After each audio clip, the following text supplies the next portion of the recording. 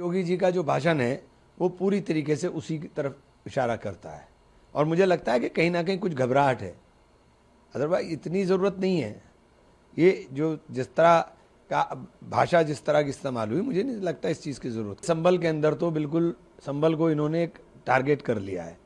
संभल के लोगों में कोई बैर नहीं है, कोई वैमनस्य नहीं है, ना संभल में कोई झगड़ा है, लेकिन ये संभल को तो एक टारगेट करने की कोशिश की जा रही है। मुझे नहीं समझ में आता नमाज और नवरात्र एक साथ क्यों नहीं हो सकते। क्यों नहीं हो सकते भाई?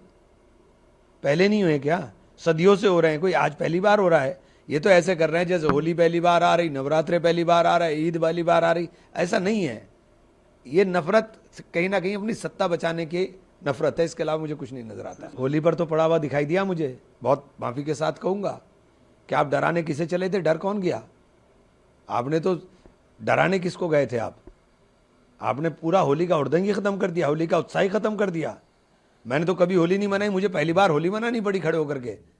अरे हमारे देश की संस्कृति है, हमारे देश के भाईचारा है, उसे जिंदा रखना हमारा दायित्व है।